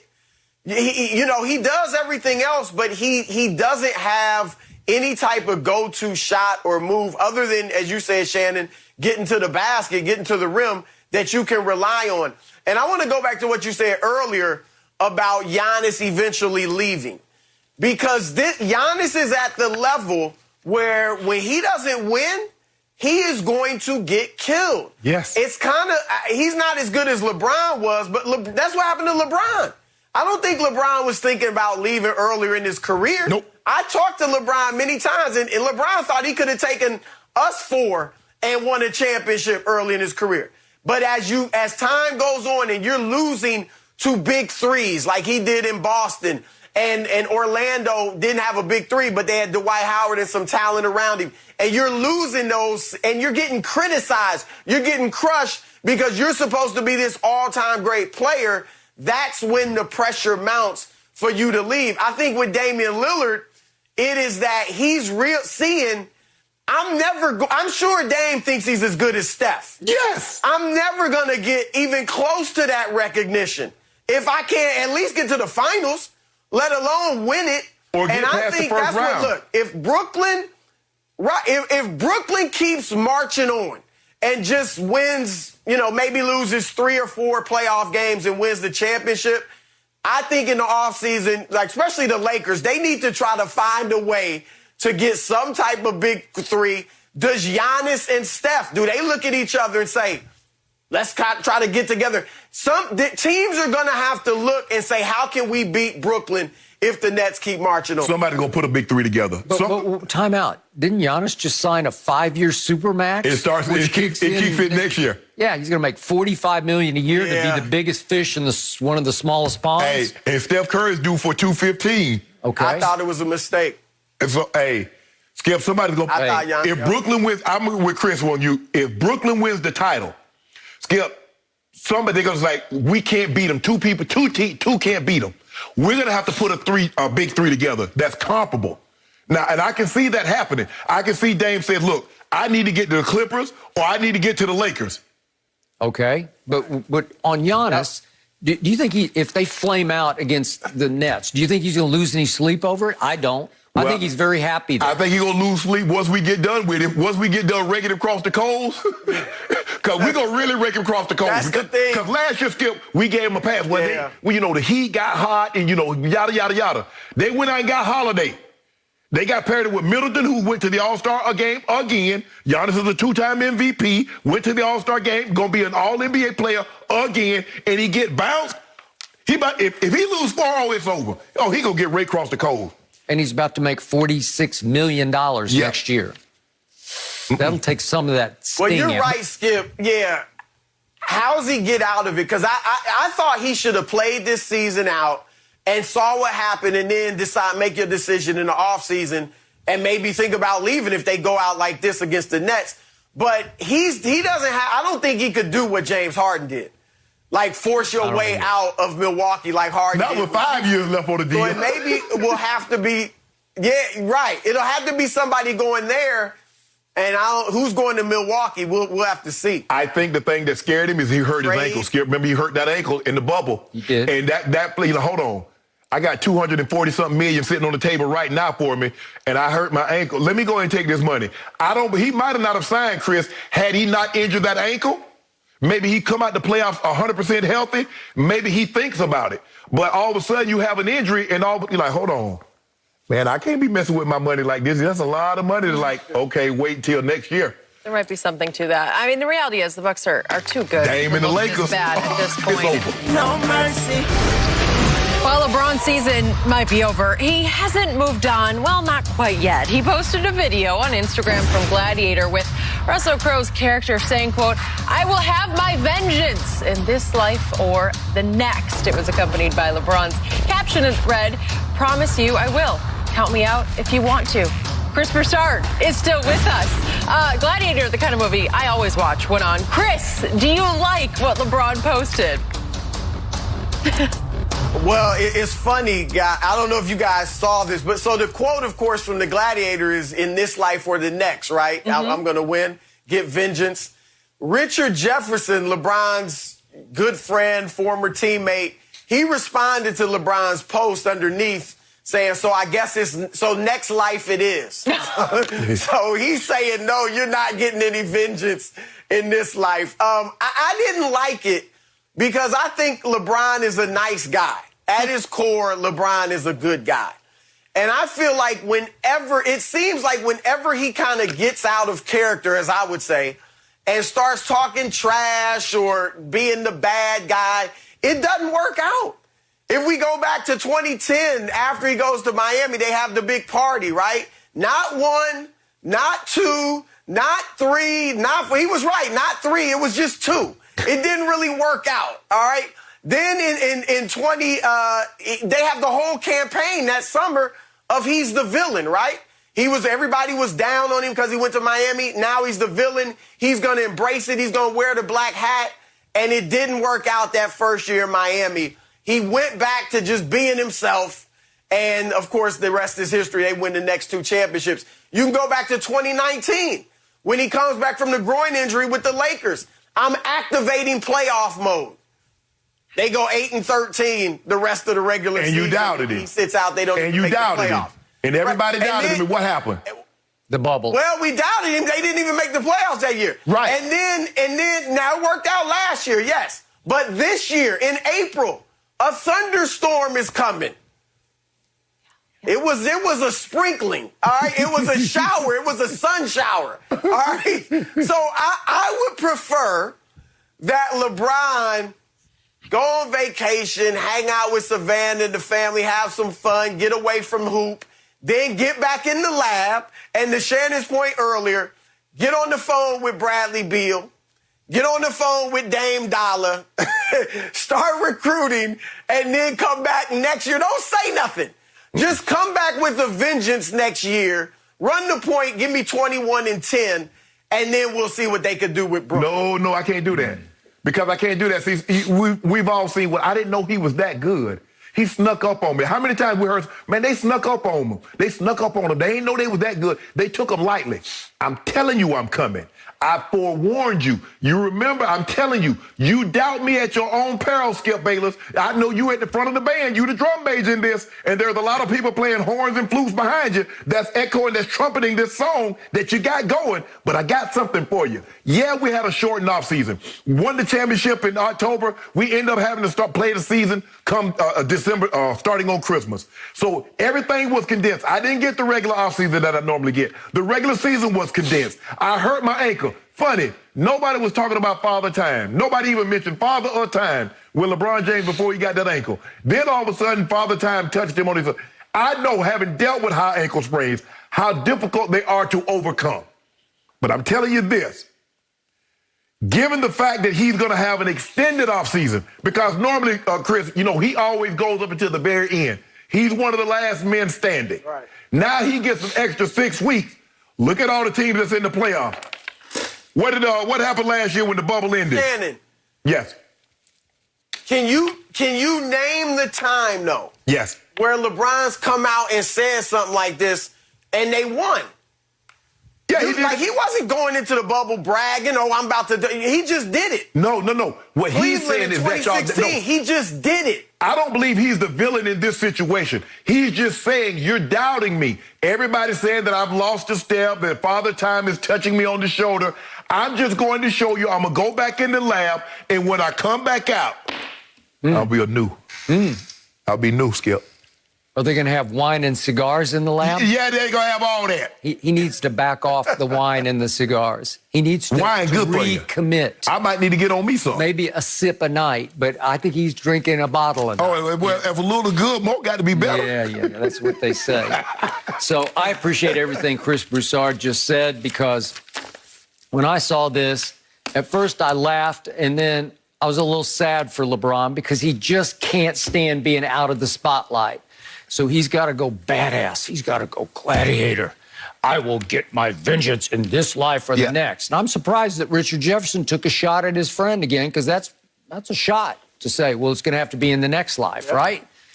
We're not listening to Richard. Okay. So the point is that I believe LeBron is feeling threatened, not only globally by Kevin Durant, best player on the planet, but locally by Kawhi Leonard, who's making his case as the best player on the planet, as Chris just brought out. So the point is that all of a sudden he's under fire on both fronts because Kevin Durant is playing at a level we have never seen him play. And all of a sudden, Kawhi Leonard went up to Jordan-esque levels in games 6 and 7 to pull them out of the hole that they dug for themselves against the Dallas Mavericks. And again, I hark back. If we could just briefly see what Kawhi did 2 years ago in that commercial, the New Balance commercial, Kawhi is finally backing this up right under LeBron's nose right here in Hollywood. If we could see it, here's the commercial. This was 2 years ago, and it is finally coming to Kawhi. Oh, look at that.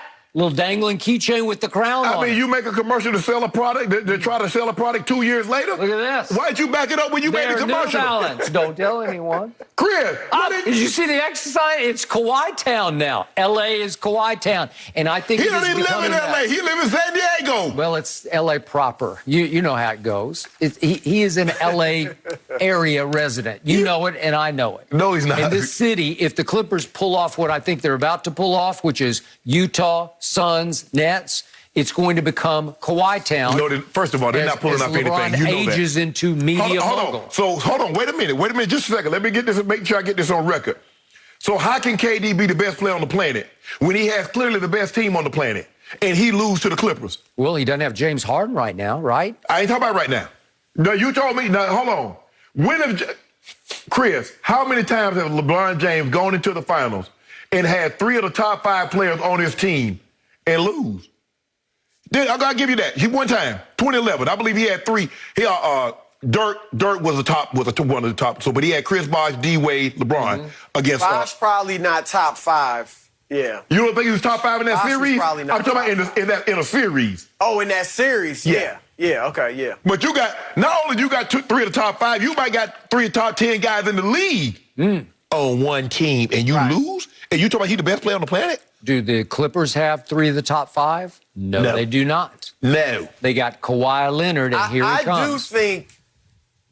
I think the Clippers are the best team left in the West. Look, I wouldn't be shocked if they don't get there because I think all these 4 teams are pretty close. But I think the Clippers should win the West. And while I got Brooklyn beating them, their roster matches up pretty well with Brooklyn, especially if it's just KD and Kyrie. Because you got Paul George and Kawhi that you can theoretically put on them to slow them down a little bit. If Harden's playing, then I think Brooklyn will roll. I still would roll with Brooklyn anyway, but that'll be an interesting matchup. But Shannon, I'll say this about LeBron, and we're talking about Father Time. He's now been hurt fairly seriously 2 of his last 3 seasons. Mm-hmm.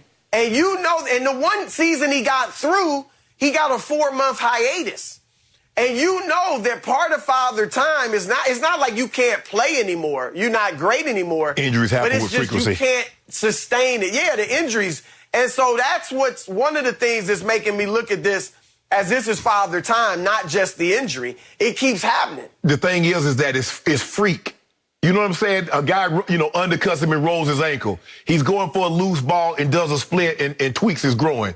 These are freak injuries. And I just think the thing is, you know what, hey, we're going to get a little bit more pliability. We're going to start stretching, get on the reformer, start, doing a little Pilates. We're going to be right. Yeah? Yeah. I thought he was suggesting with the Gladiator post that Solomon Hill was his Commodus who sabotaged him by stabbing him before they had their death match in the Coliseum.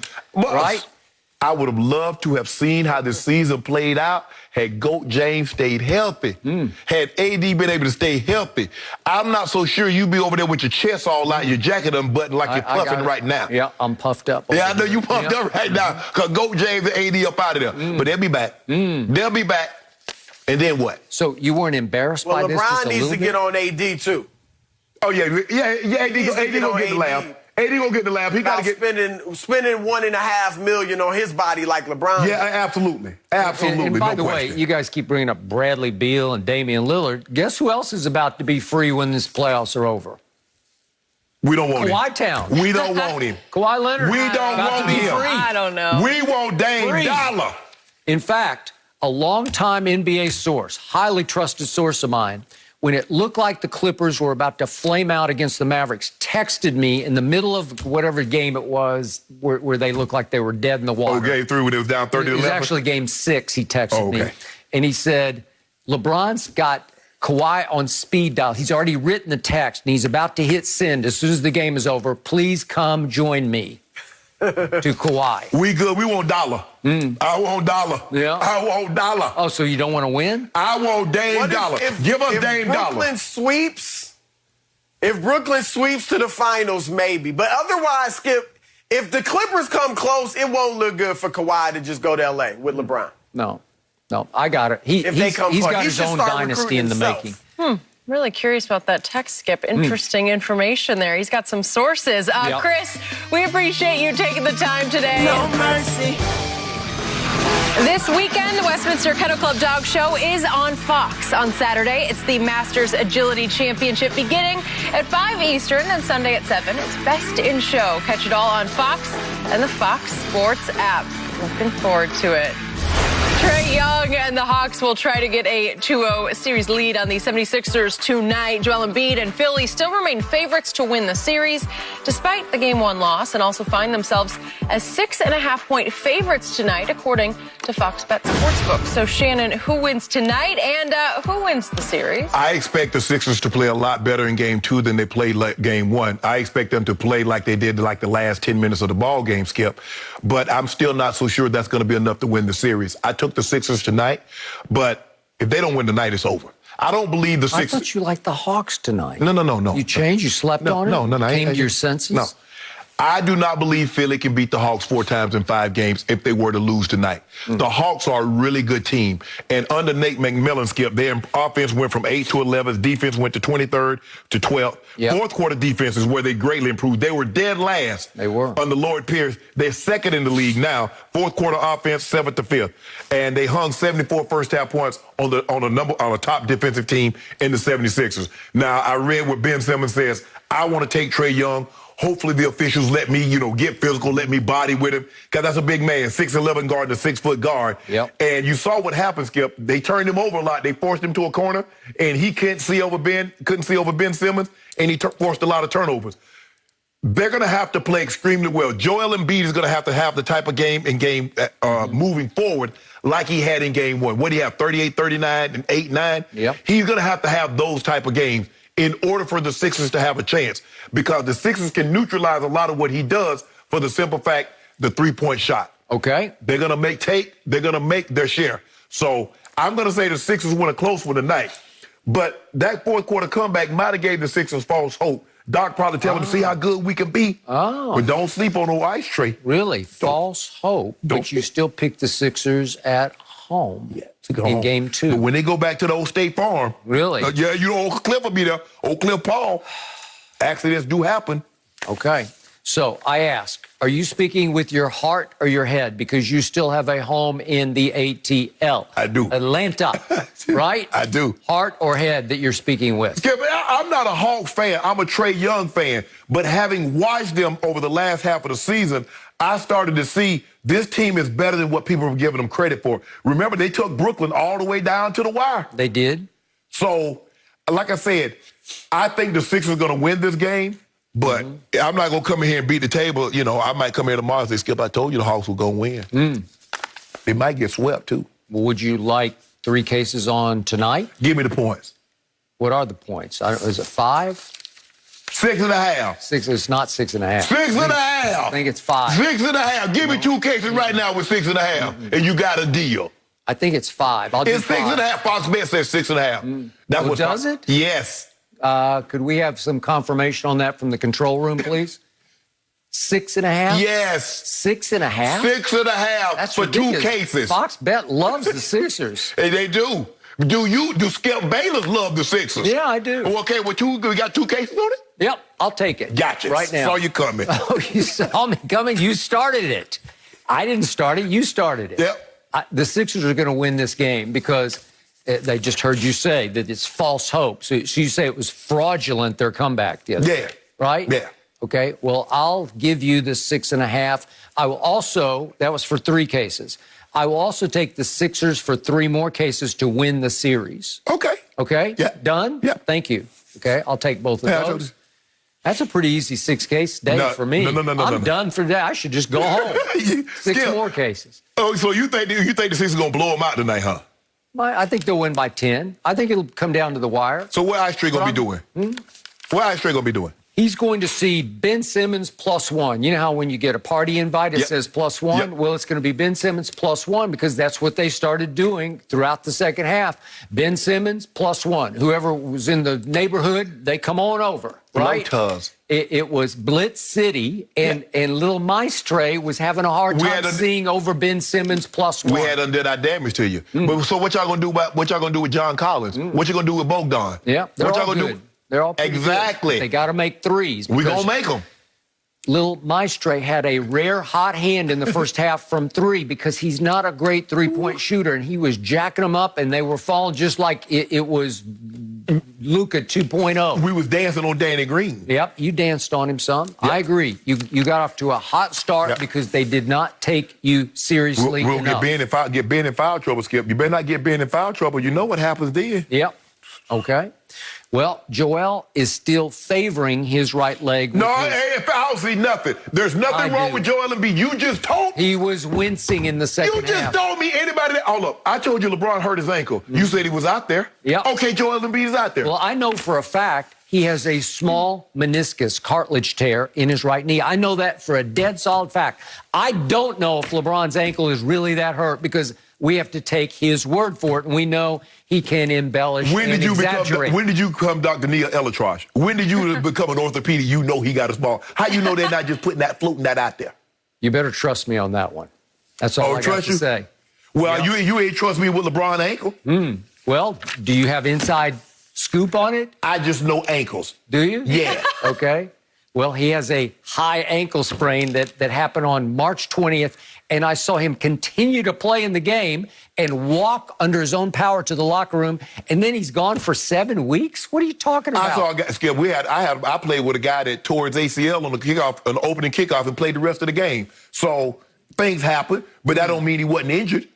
So with that being said, look, I'm not talking about LeBron. LeBron say he's out of sight, out of mind. Okay, well you stop breaking him IG. So what's that? Leave him alone then. Yeah. He ain't bothering you. LeBron probably up there, and, I'm getting ready. As a matter of fact, I'm getting ready to head up to Brentwood in a few minutes. Are you? I might. But anyway. To do what? Whoa! A little backyard cigar and No. Okay. Skip, you underestimate the Hawks. I don't. Yes, you do. Because I do not underestimate Nate McMillan. Yeah. He is really good at what he's a Ty Lue type of coach with pedigree and deep experience in this league. So however he can coach them to the best of their abilities, he will have them in the right place at the right time. I'm thinking, you know what? Gallinari hadn't had one of those games that he do one of those 8 made threes. Yep. He hadn't had one yet. I got a sneaky suspicion he's going to come out today. I'm a Doc Rivers fan, and I think he will have his team ready to play. And it was number 2 in defensive efficiency. And we dropped 70. We dropped 74 in the first half on That them. was as embarrassing a half as I've seen any team play in the playoffs. And they almost came back and won it. That made y'all feel good. Yeah. And Bogdan said. He did. He's got guts. And then Huerter right there in front of y'all bench. Who that back there talking about miss? Okay. Ice Trae gonna get y'all again. You're about to see some firepower tonight. I mean, how many 30-point games Ice Trae gonna have on the road? It's something about on the road in 30-point games. Against the Knicks, he got 3. Against the Sixers, so all of his playoff games, 30. Well, if he goes 2 for 13 from 3, he can have 30. You ain't gonna know he gonna do that. Yeah. He probably be like, I'm thinking like 5 of 11 from 3. 5 of 11? 5 of 11. That would work. If he hits 5 of 11, they're going to win. Yeah. Yep. They're probably going to go about 22 or 46 from 3. Well, if Joel Embiid goes for 42 and 20, he gonna need it. You might have a problem. He gonna need all 42 Shannon, and all 20 boards. You've been critical of Joel Embiid's health always, too. So I don't know why you're suddenly. He's had his moments, and Doc said they're still worried about him. They're going to have to continue to keep monitoring the guy. That's kind of the reality of Joel he's right healthy, now. 100%. I don't think Doc feels that way. No mercy. Kevin Durant dissected the Bucks defense last night. KD shot 12 of 18 from the floor and had 32 points in the 39-point win. And after the game, during his on-court post-game interview, he wasn't lacking any confidence. Take a listen for yourself. Tomorrow will mark 2 years since you initially injured your calf. I know you worked your butt off to get to this point, but did you ever think you'd be this good? Is that a real question? Of course. I mean, what you want me to say to that? Of course I did. mean, it's pretty impressive what you've been able to do. Thank you. I appreciate that. But, I mean, that was 2 years ago. I'm looking forward to just getting up tomorrow and going to practice, watching film, and seeing how we can get better. But, I appreciate that. But, that was too long ago. All right. Well, I'll come up with some more real questions for you next time. Thanks, Kevin. Mark. You can feel the emotion. Shannon, do you like or not like his reaction? I love his reaction. I mean, like Katie say, what do you want me to say to that? Skip, every athlete believe they're going to come back from an injury. You don't think Tom Brady thought he was going to come back and be Tom Brady from that torn ACL? Skip, Alex Smith had 100 surgeries on his legs, and he still believed he was going to come back and quarterback start in the NFL. That's part of it. That's what sets them apart from everybody, is the confidence level. There's a lot of people that have ability in a said field, but the thing that separates the greats from is their mind, the thought process, that I believe I'm supremely better than the man across from me. Not that I'm a better person, but I'm better at what I do than what you do. You got to have that belief, Skip. That's it. That's it in a nutshell. Everybody that makes it to the NBA, Skip, is talented. You don't get to that level without being talented. Yes, some has more talent than others, but some also have more confidence than others. And Kevin Durant, hell, I was great. So why wouldn't, if the doctors tell me, like, KD, you put the time in, you're going to come back, you're going to be your old self, why wouldn't I be my old self? I can, Skip, because KD is not a leaper. KD doesn't rely on athleticism. Is he athletic? Sure. But athleticism is not his soul, is not how he does everything. He can still shoot the three. That didn't go. He can get mid-range and pull up. You foul him. He make 90% of his free throws. So he was a guy that wasn't going to be impacted. It's not like a big guy, Skip. A guy like a Shaq, somebody like that, that would impact him. But KD and his skill set, that injury wasn't going to have the same impact. So for me, I love what KD said. I love the straight. He's like, is that a real question?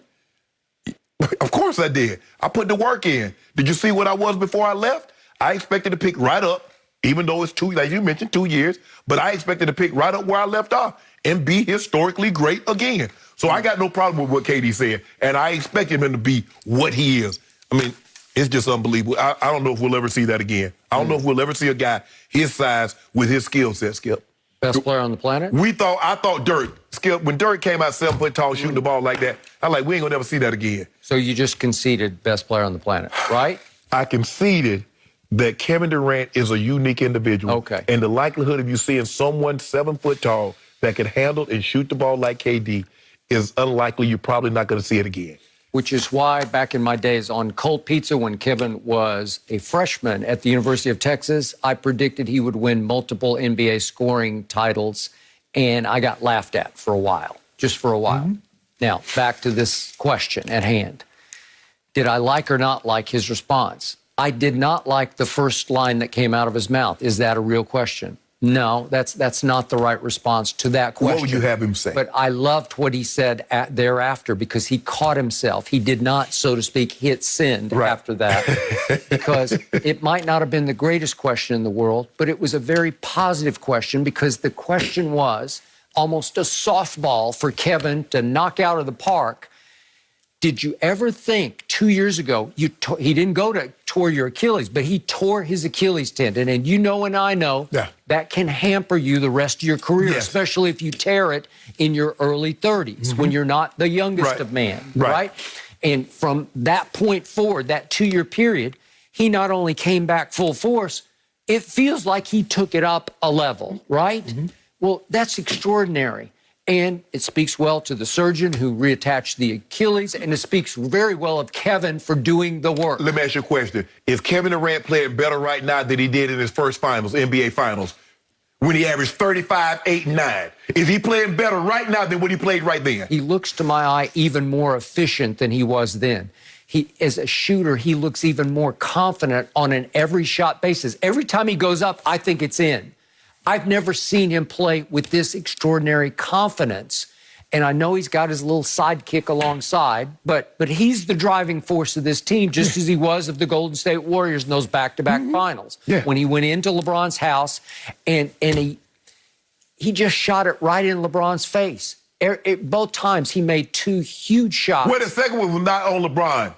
Well, the one that changed the first finals was right in LeBron's grill. Yeah, he made a great shot. And back-to-back finals MVPs. Yes. So my point is that it was a very positive question that he was asked, and to insult the questioner by saying, is that a real question? That's not the way you need to answer that. But Skip, he was like, well, Kevin Larry said, so what do you want me to say to that, Skip? Every athlete, Skip, even if you don't, every athlete, in order for him to remain positive, is that I'm going to be what I was pre-injury. But yes, it's a real question that you don't know for sure. And you could say, yeah, maybe there was a moment when I had doubts right after I tore it completely. But then I began to work and I began to say, I'm going to do this. There's a way to answer that question very positively, just as it was asked positively. Skip, if Kevin Durant weighed 275, I would have had my doubts. Okay. If Kevin Durant was 300. But because Kevin Durant is so thin and athleticism... Well, he could have gained weight because he couldn't do anything. Kevin Durant ain't ever going to gain weight. Want to bet? Kevin Durant, Skip, you see that frame? Kevin Durant going to be like Kareem. Kevin Durant's going to be like Mr. Russell, Bill Russell. You see that frames? Skip, some people... I don't know. Maybe. I've seen others. Skip, you see that, Skip? Look at them joints. Yep. He ain't going to gain no weight, Skip. Well, you know and I know what happens when you stop. Oh, yeah. Okay. So the point is, I thought it was a moment of growth for Kevin just to stop himself cold. He didn't jump over the cliff. He caught himself for a moment and said, okay, don't go there. Because I remind you, remember what he did to Charles Barkley? Right. Not that long ago. When he silenced him. He iced him out. In fact, I think we might have that. Just to remind everybody how awkward this got off the Barkley question. You know, Kevin, there was talk about you coming back for the playoffs last year. So you really just been working on your game, trying to get back your timing and conditioning, really, to be honest, correct? Yeah. There was so much energy in there, wasn't it? Yeah, he was excited to pump in. That was it. And he left Charles hanging. And it wasn't the classiest way to answer the question. Right. And we've seen repeated misbehavior by Kevin on social media with burner accounts and the Rappaport feud that he got into. Right. And we've seen one thing after another where you say, oh, come on, you're better than that, right? You're the thinnest skinned superstar. Well, I think sometimes, Skip, is that they feel that Charles makes it personal and doesn't be about basketball. Okay. And Charles and remember, Kyrie had been anti-media, and the panel had been all over Kyrie. Right. Remember when he called the media pawns? Right, yeah. Okay. So there was already some bad blood operating there. But I saw Kevin finally say, okay, snap out of it, go forward with this. And even in the end, Jared Greenberg says, next time I'll think of a better question, a more real question. Right. And Kevin just chuckled and said, it's all love, bro. Love. Okay, good. Yeah. That's growth. That's growing up right before your very eyes, because I do think he's the best player on the planet, and he needs to act like it on and off the court because he is highly capable. His heart, to me, has always been in the right place. Yeah. I agree. The end of the interview was much better than how it started. Yeah. I think it was really just a lot of pain. When you look at the last 2 years and when he was dealing with that injury, it obviously brings up some tough times. Like he's past it and he wants to be past it and just let his play speak for himself. So I hear that from KD as well. No mercy. Tonight on FS1, one of baseball's best young players takes center stage as Juan Soto leads the Nationals against the Rays. It all starts at 6:30 Eastern on FS1 and the Fox Sports app. Luka Doncic and the Mavericks get bounced in the first round of the playoffs, and the young star might be without teammate Kristaps Porzingis next season. Porzingis is reportedly frustrated with his role in Dallas and believes he is an afterthought in the offense right now. Mavs reportedly tried to trade away the 7'3" big man in February, but didn't find any suitors. So this is interesting here. Shannon, do you have any sympathy for Porzingis? Hell nah. He ain't no afterthought. He ain't even a thought. Who's talking about after? That means I actually thought of you. You were terrible in this series. Well, and you know it too, Skip Bayless. 8 of 27 for 3. That's less than 30%. He was 0 for 5 in game 3. That's all he settles for is 3. What is Luka like? I'm out here about a 3. Why am I going to pass you the ball? You can't dribble as good as I can. You can't shoot as good as I can. Allegedly. You're supposed to be a unicorn. I don't know how the hell he got that name. So what's unique about him? He need to get that name to Kevin Durant. Kevin Durant is a unicorn, not Kristaps Porzingis. There's a reason why the Knicks let him go. If he was that good, Skip, they ain't letting 7-3 guys go just like that. Well, they didn't just let him go. Yeah, they let him go. Well, they had traded for him. No. The Knicks traded him. If he was like that, they'd have fought tooth and nail. Nah, stay. They're like, okay, you want to go. Let him go. Anybody better than him. What he Skip 13 points, 7'3", and your tallest defender is 6'8", and you average 13 points a game, and you talking about I'm an afterthought. You shouldn't even be thought of. As a matter of fact, if I'm Mark Cuban, I'm on the phone. Look here. What y'all got for me? Give me a dozen Kit Kats. Now give me something I can use. Give me some tape, pre-wrap, a copy machine, fax machine, anything, a zoom camera. Take him off my hands. Because you're better off without him because you didn't have him. Remember, he stays hurt. Remember, he missed half the season this year, Skip. He stays hurt, and he doesn't do anything when he's actually in the game. So I let him go. So, back to the question.